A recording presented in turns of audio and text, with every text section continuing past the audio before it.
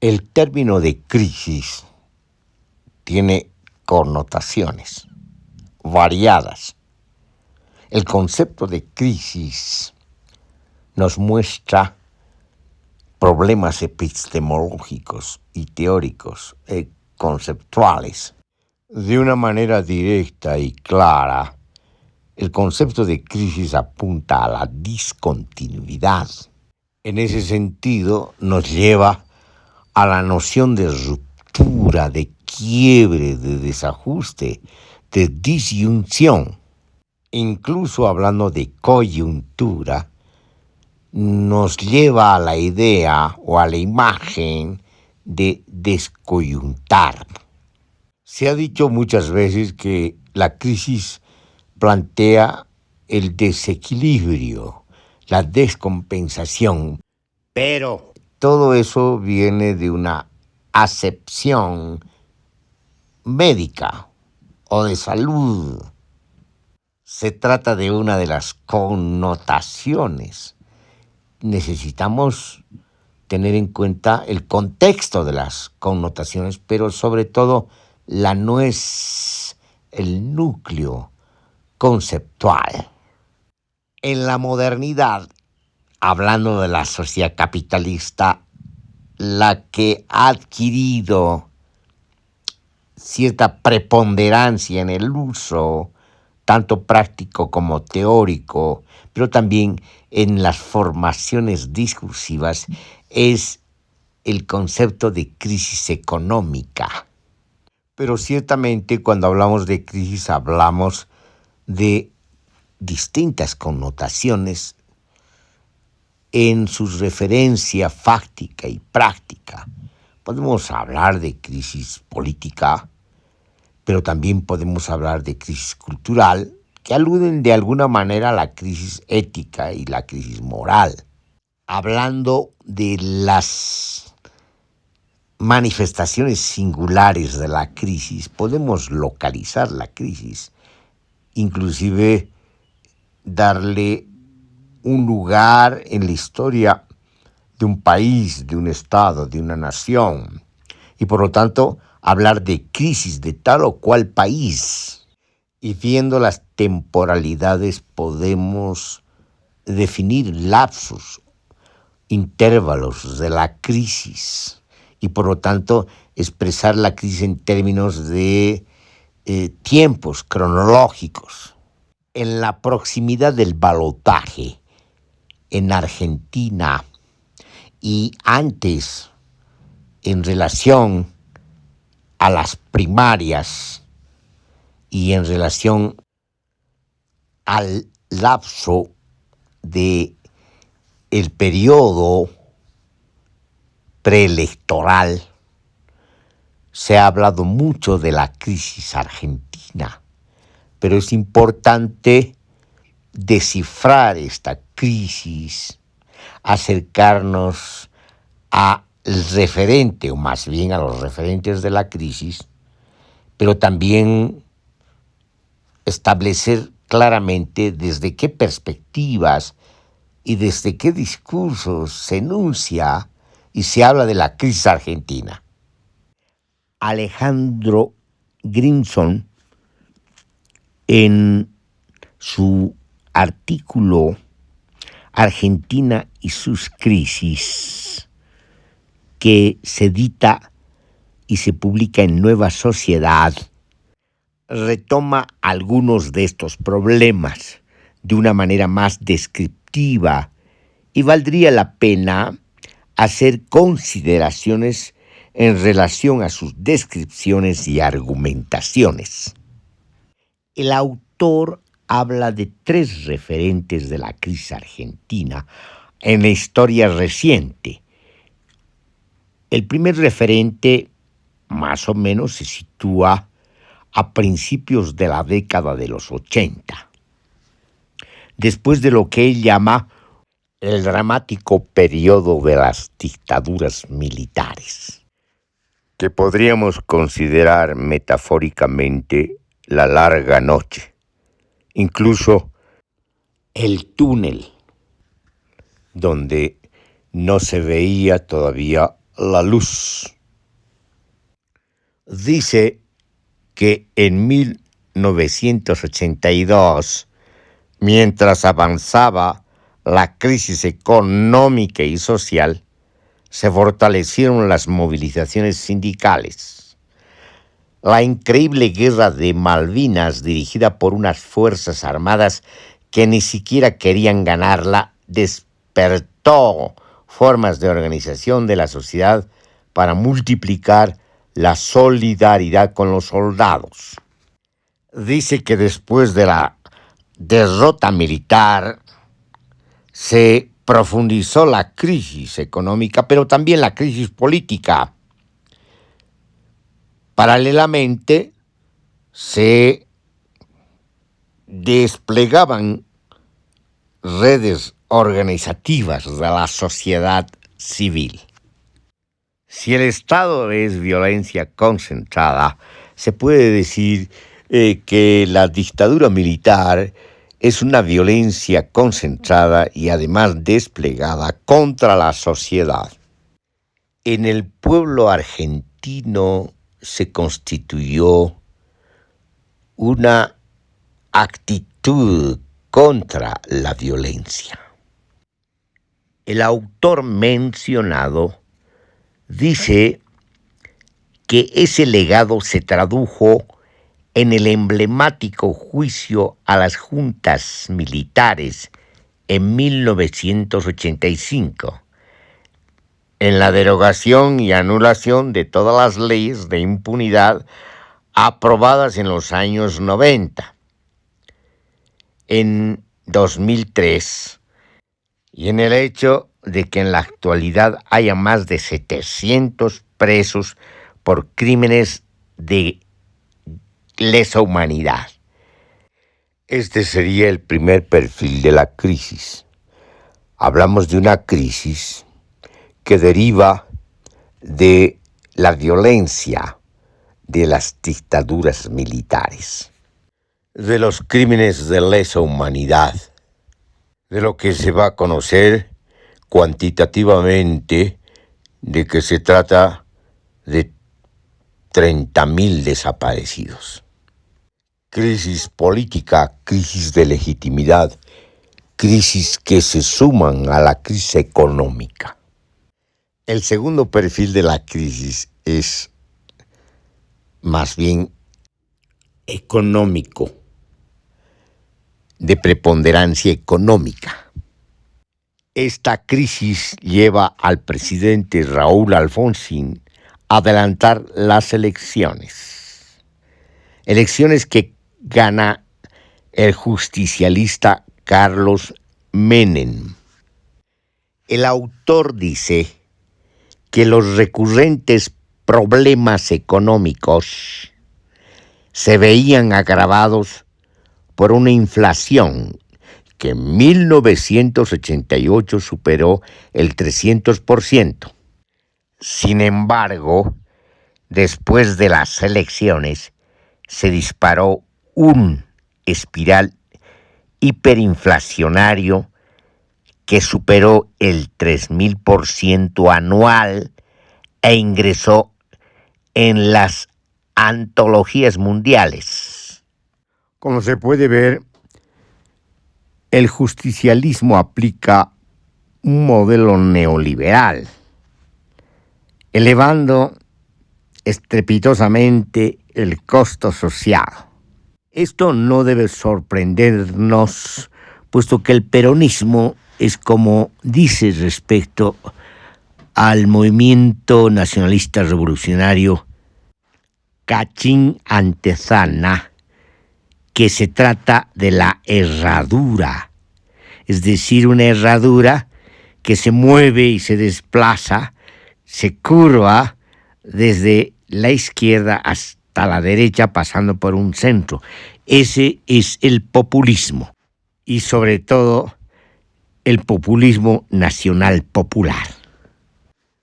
Hoy en día, como si fuera una novedad, Milei, que tiene las mismas patillas que Menem, quiere aplicar la novedad, o como si fuese una novedad, nuevamente el modelo neoliberal que le pone el nombre de liberalismo radical y neoliberalismo, además con pretensiones de usurpación semántica de libertario.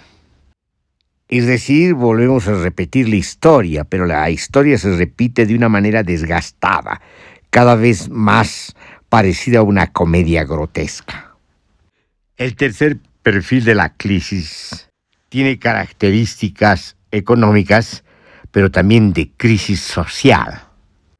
El autor mencionado dice que entre fines de los años 90 y 2003 se desarrollaron al menos 5 procesos de respuestas populares a esta crisis. Surgieron y se expandieron grupos de desempleados para exigirle al Estado trabajo y planes de empleo para garantizar la subsistencia cotidiana. Estos potentes movimientos de trabajadores desocupados protestaban bloqueando rutas y puentes con piquetes, y por eso se los conoció como piqueteros. 2001 va a ser conocido como el año de la revuelta de los piqueteros. Esa revuelta semi-insurreccional se extiende del 2001 al 2002. Es cuando va a ser conocido el grito y la consigna de que se vayan todos, que no quede ninguno, donde la movilización tanto de piqueteros como de caceroleros coinciden en un gesto no solamente antigubernamental, sino antiestatal, incluso contra la casta política. Llama la atención que un ultraconservador que pretende presentarse también como neoliberal radical retome estas consignas de la movilización social. No se inmuta de sus contradicciones. Obviamente se trata de campaña electoral, de una campaña electoral además diseñada por equipos que buscan una especie de mercado política y ganar votos, atrapar repudios y sobre todo atrapar ingenuidades. Es así como el autor citado llega a la actual crisis, por así decirlo. Crisis que tiene su epicentro el 2016 y el 2017. Aunque no lo es desde nuestra lectura, podríamos aproximar la intención a un análisis del presente desde una mirada retrospectiva del pasado. Alejandro Grimson dice: al comparar brevemente estas 3 grandes crisis argentinas, se plantea al menos una certeza y una pregunta. La certeza es que no se puede explicar el ciclo de protestas sociales de 2016 y 2017 sin comprender la diversidad de actores, identidades sociales y repertorios de acción surgidos en las crisis precedentes. En otras palabras, hay como una genealogía de la crisis, pero también una genealogía de las movilizaciones y de la protesta. Una genealogía de lo que podemos llamar los estallidos sociales. De alguna manera las movilizaciones se encadenan y en este encadenamiento se refuerzan. Este encadenamiento nos muestra una suerte de memoria social, de experiencia social acumulada. Grimson dice: Argentina atravesó un año de recesión con alta inflación en 2016. Las políticas económicas, laborales, sociales y de derechos humanos del gobierno de Macri tuvieron como respuesta un ciclo de protestas que se abrió en marzo de ese año y que aún no se ha cerrado. Los organismos de derechos humanos tuvieron un fuerte protagonismo en estos años. En otras palabras, viendo retrospectivamente, después del gobierno de Menem, el gobierno de Macri, desde otra perspectiva política, o por lo menos desde otro discurso político, o desde otro gesto político, desde otra pretensión política, aplicó nuevamente un modelo neoliberal. Esta vez menos radical que la de Menem. Podríamos hablar de una política mezclada, pero que no deja de ser neoliberal. La protesta social y la crisis social llevan al resultado electoral siguiente. Cuando Alberto Fernández gana las elecciones y por lo tanto conforman nuevamente un gobierno justicialista, más propiamente dicho kirchnerista, retomando la tradición y la herencia sinuosa y complicada dejada por Cristina Fernández de Kirchner, recogiendo a su vez la herencia dejada por Néstor Kirchner, su esposo, el gobierno anterior.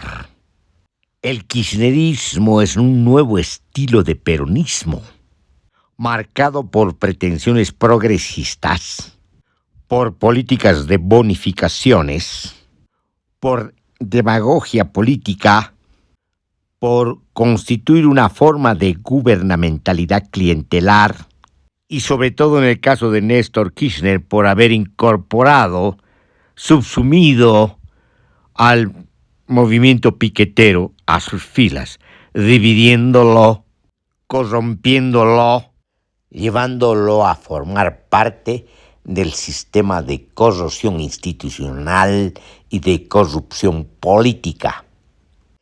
El peronismo en su historia, que puede considerarse relativamente y figurativamente como la larga historia del peronismo, en la figura que expresa ilustrativamente el eterno retorno del peronismo.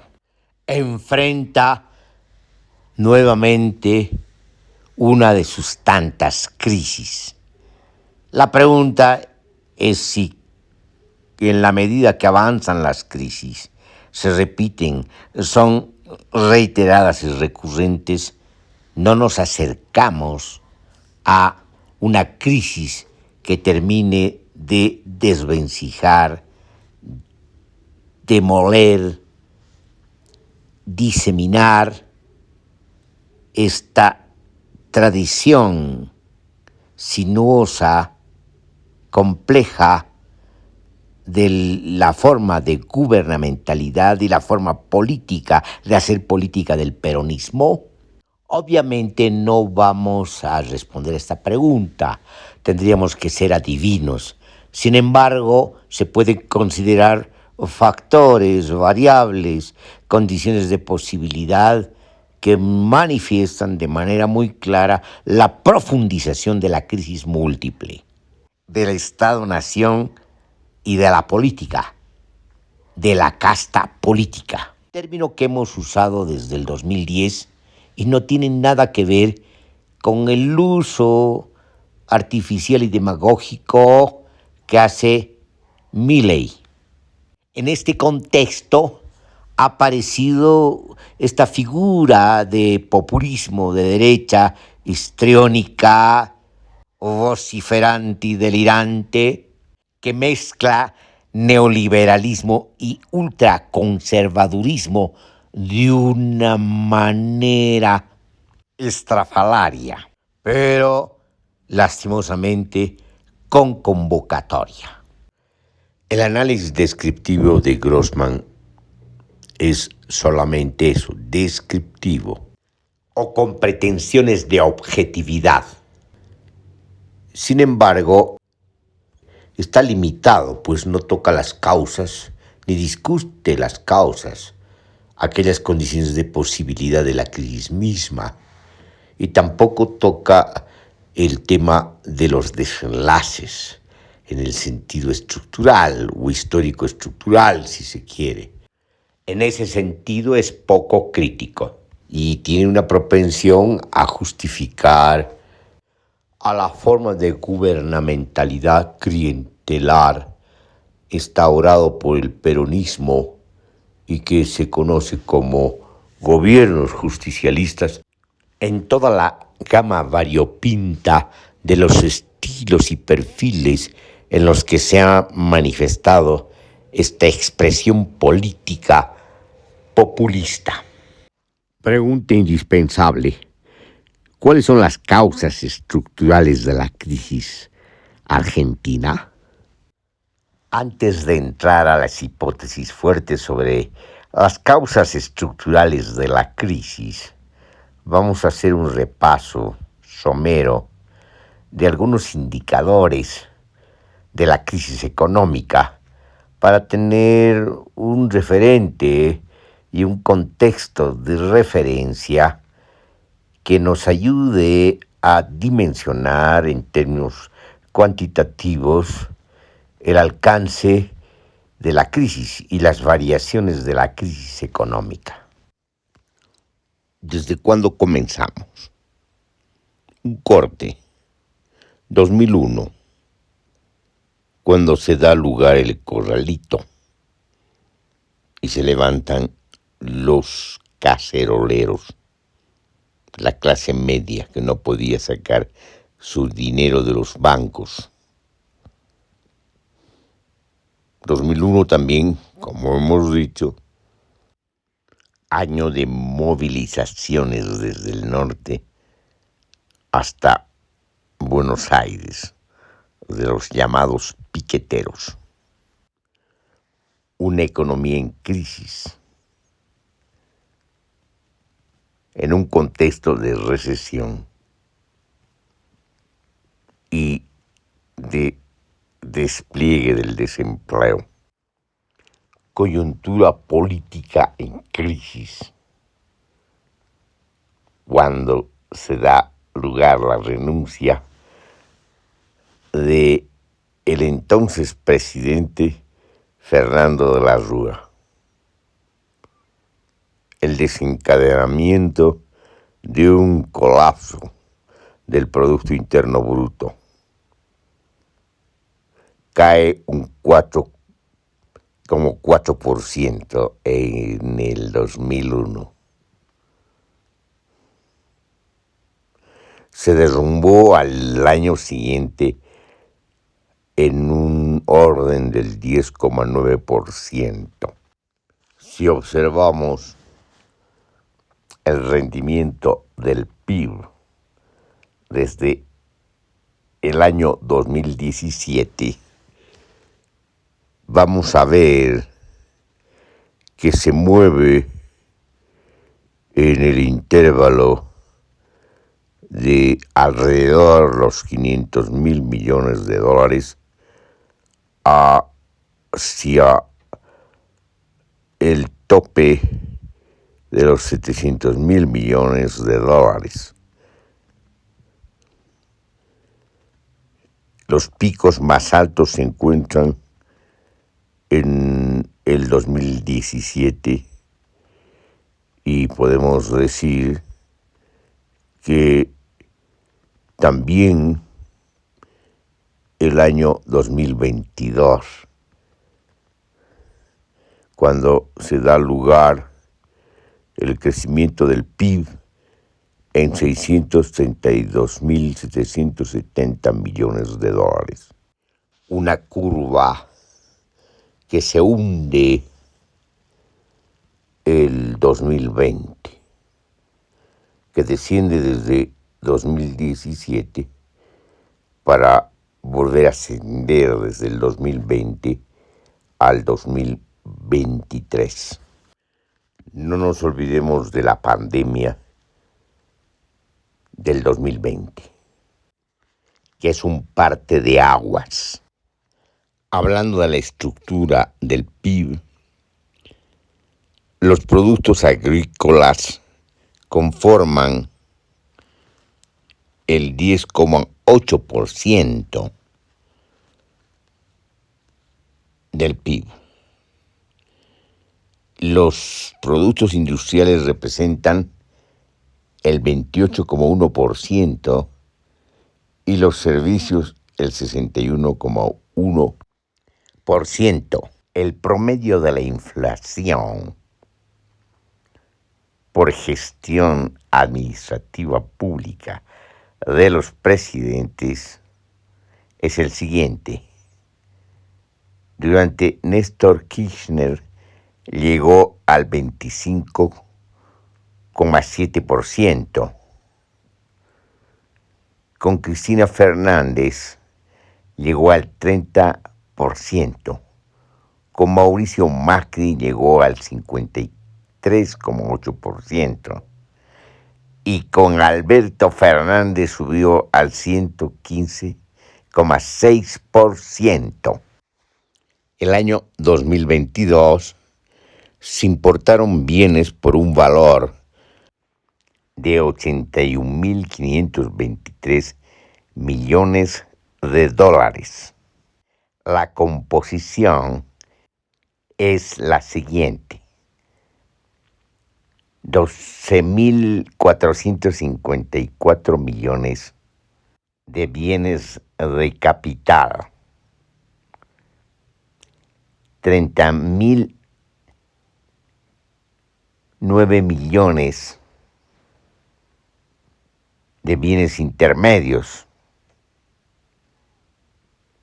combustibles por el valor de 12.867 millones de dólares, piezas y accesorios industriales por el valor de 15.036 millones, bienes de consumo por el valor de 8.567 millones y vehículos por el valor de 1.995 millones.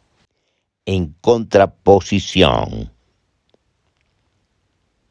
Argentina exportó por un valor de 88.446 millones de dólares. El valor incluye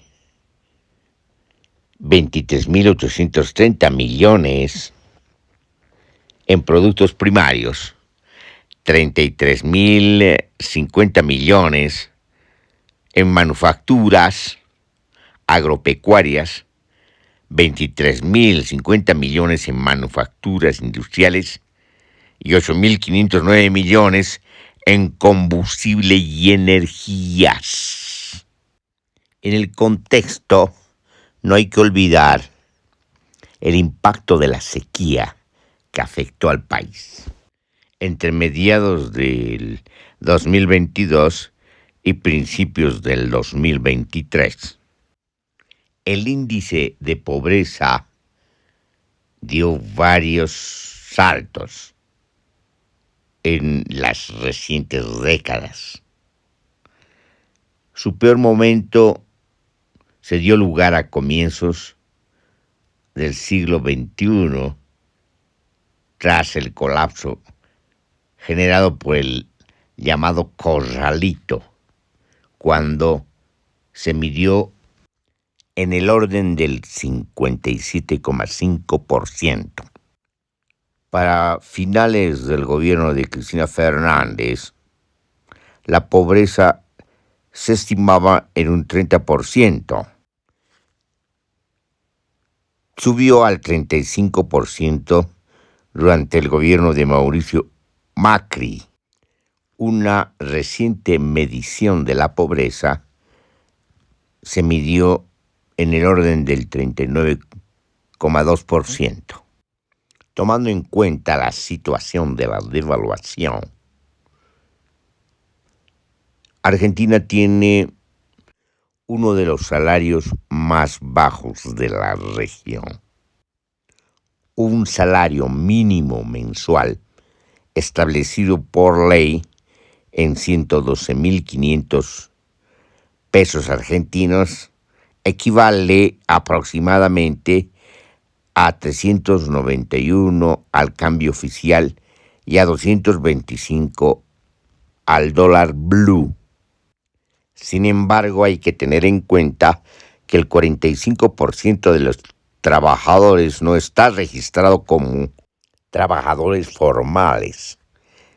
En otras palabras, son informales.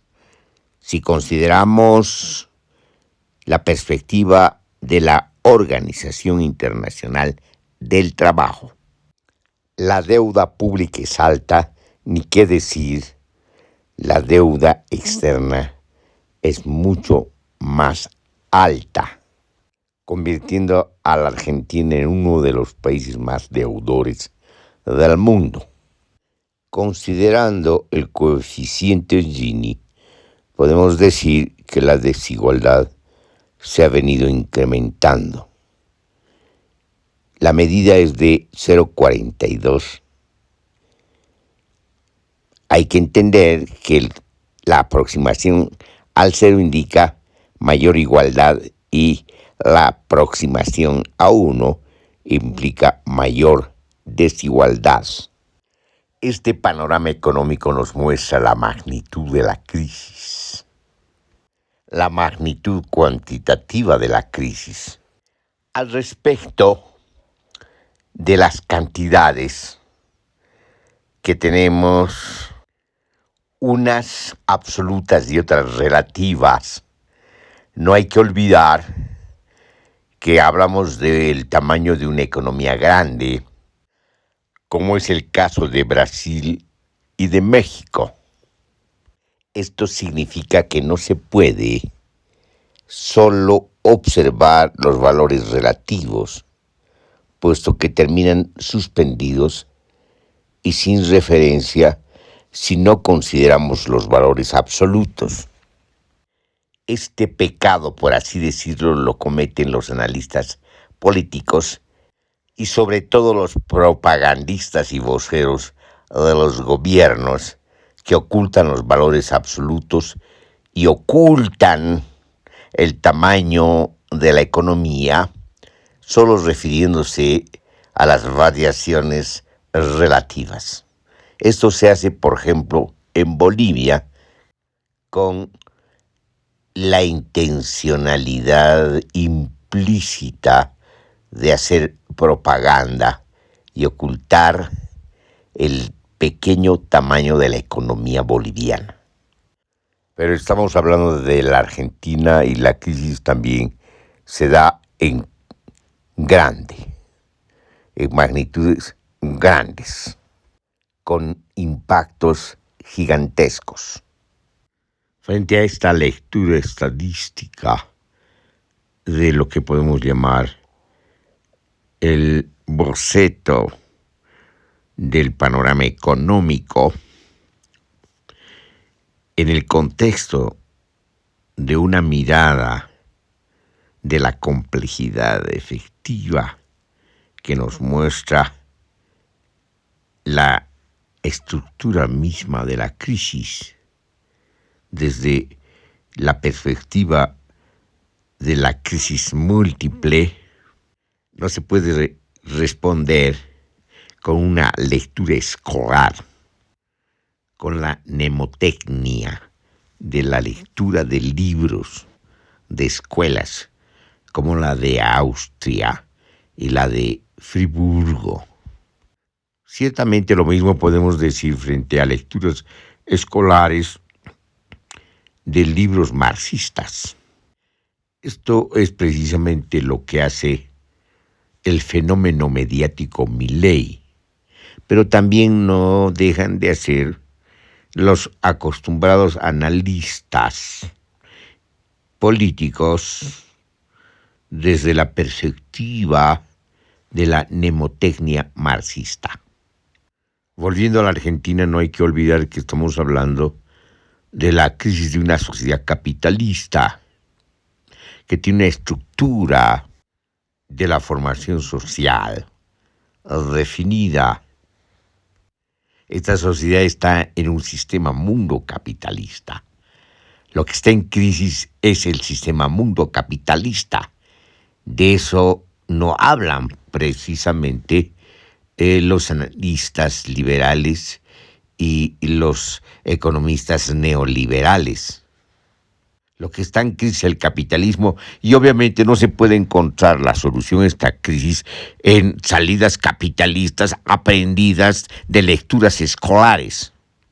Esta es, pues, la banalidad a la que se ha llegado en la compulsa electoral y en la diatriba política en esta compulsa electoral. A pesar de la política de sustitución de importaciones que se va estableciendo desde el gobierno de Perón, el primer gobierno de Perón, Argentina no ha llegado a ser una potencia industrial en el contexto de las transformaciones que se han dado en el sistema mundo capitalista, donde la fábrica del mundo se ha convertido la República Popular de China. Frente a la competitividad de la industria china, la industria argentina, la industria brasilera y la industria mexicana no pueden competir. Por eso, para decirlo de un modo, se retrotraen a la estructura del modelo colonial extractivista del capitalismo dependiente, o lo que llama Chico de Oliveira a la formación monstruosa del ornitorrinco económico-social de Brasil, que también puede ser aplicada a la Argentina y a México. Es anacrónico hablar del debate y reproducirlo, actualizarlo entre Hayek y Keynes. Ese debate corresponde al contexto que se da después de la crisis de 1929. Hacerlo ahora, en la tercera década del siglo XXI, no solamente expresa el anacronismo al que se ha caído, sino la desubicación de los voceros, de los que hablan y actualizan un debate de hace marras. Estamos hablando de un prestidigitador, de la demagogia de un profesor de economía que se dirige a sus electores como si fueran sus alumnos de aula. En este caso se puede decir que el candidato ha confundido el país con su aula. Tiene indudablemente una mirada escolar de la realidad. Ciertamente no están muy lejos de esta actitud sus contrincantes, que obviamente no podríamos calificarlos de keynesianos, y mucho menos como hace el vociferante profesor de comunistas. Eso sí que es no solamente una desubicación, sino es un desconocimiento completo de las ideologías, pero también de las teorías históricas, políticas, económicas y sociales. Sin embargo, es esta trivialidad la que se impone y la que imponen los medios de comunicación. Lo más grave es a la puerilidad en la que caen los jóvenes votantes. La pregunta al respecto es: ¿en qué momento se perdieron? ¿En qué momento se desorientaron? ¿En qué momento se perdió la referencia de los ejes cardinales? Se tiene la impresión de estar ante pueblos que están ya atrapados en pleno naufragio, cuando el barco se hunde, se inclina para entrar en picada al fondo del océano. Como dice Silvia Beatriz Adowe en el artículo que sale en Contrapoder con el título Nem Milei nem Bolsonaro, saucebras do jogo do bicho. Milei y Bolsonaro son cortinas de humo que esconden los cambios estructurales y la crisis estructural del capitalismo, sobre todo del modelo colonial extractivista del capitalismo dependiente que prepondera al sur del Río Grande, en América Latina y el Caribe, en relación a la compulsa electoral entre dos bloques, peronistas y antiperonistas. Ambos postulan el mismo modelo extractivista. Ambos apuestan a los commodities. Ambos forman parte de la división del trabajo y del mercado del sistema mundo capitalista bajo la dominancia del capital financiero y especulativo. Ambos son responsables de la flexibilización laboral y sobre todo de la pérdida adquisitiva del salario y de los sueldos.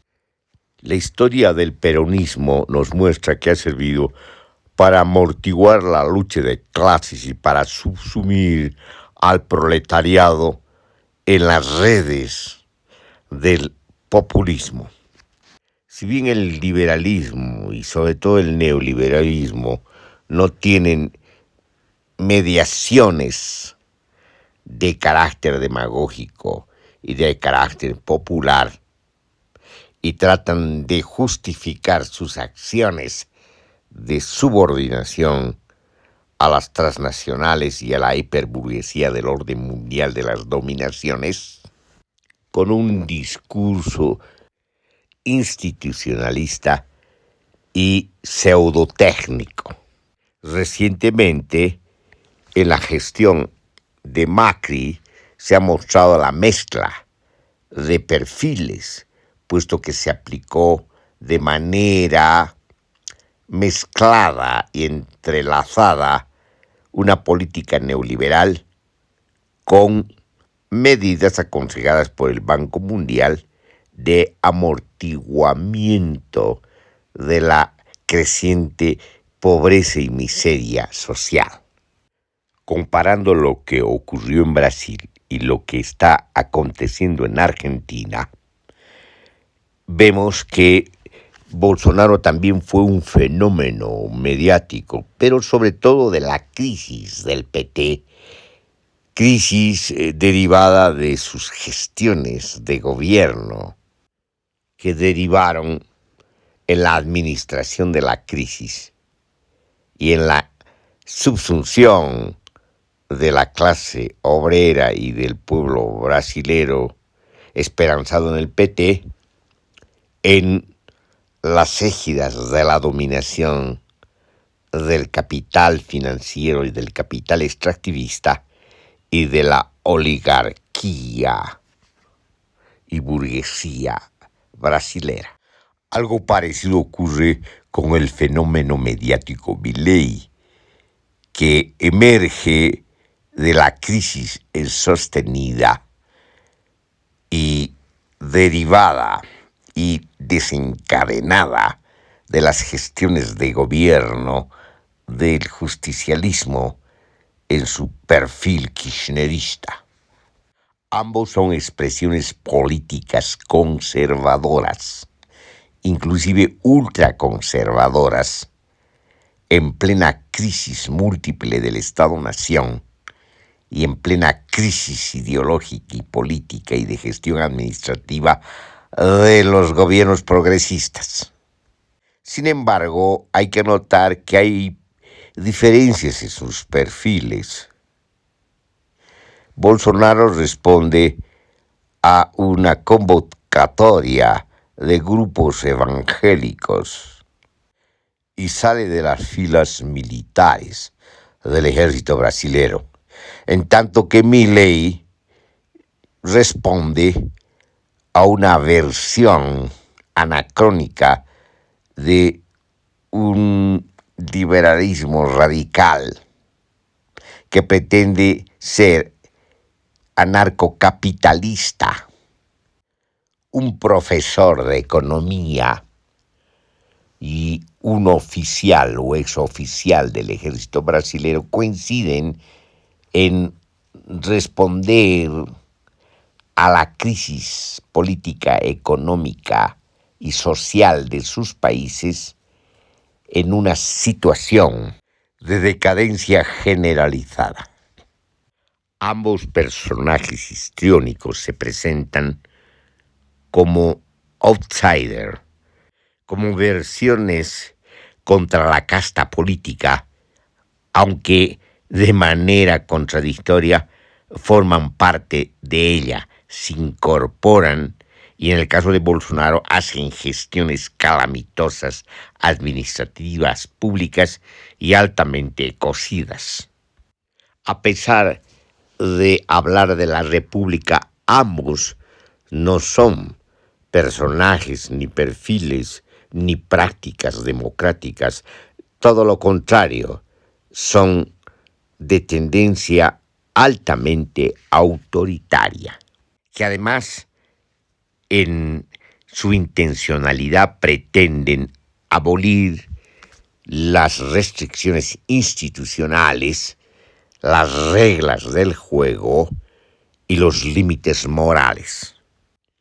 Lo que no dicen ambos personajes de la trivialidad conservadora es que ambos expresan no solamente la crisis profunda del Estado-Nación y de la gobernabilidad, también de la República, y obviamente en el contexto de la crisis del orden mundial de las dominaciones y del sistema mundo capitalista.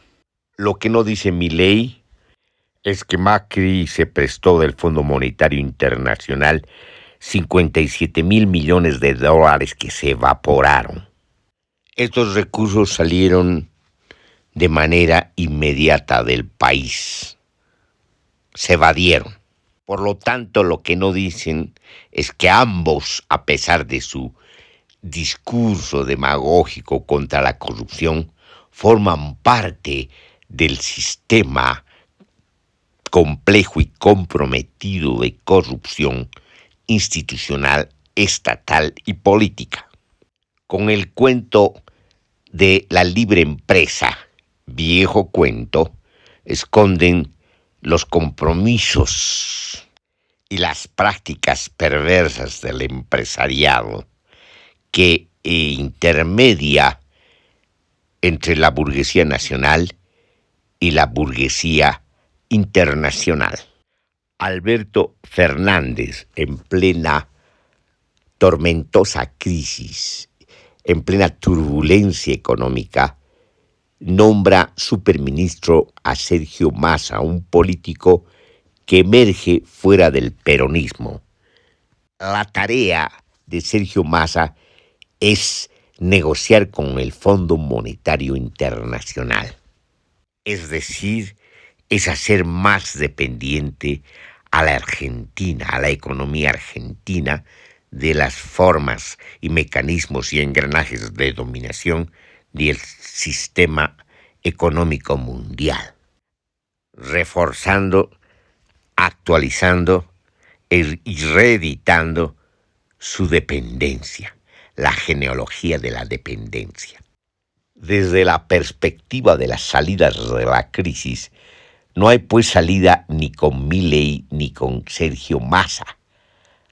Es como si Argentina, el pueblo argentino, estuviera condenado a un círculo vicioso del poder y en un círculo vicioso de la crisis económica. Los resultados del balotaje son inciertos, por cierto. Sin embargo, hay un reacomodo de fuerzas, puesto que se trata de dos versiones conservadoras, de dos versiones de derecha, sometidas al mandato del Fondo Monetario Internacional. Cualquiera que salga, la crisis va a continuar. Cualquiera que salga, la dependencia va a continuar. Cualquiera que salga, la crisis la seguirá pagando el pueblo con su cuerpo. Obviamente hay diferencias.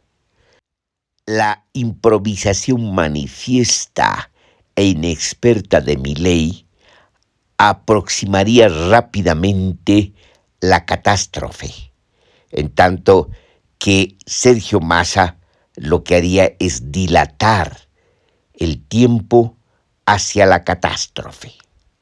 En conclusión, como dice Silvia Beatriz Adoue, ni Milei ni Bolsonaro son cebras en el juego de los animales. Es decir, ninguno de ellos es incierto ni inesperado. Son el resultado catastrófico de la crisis y de la decadencia generalizada.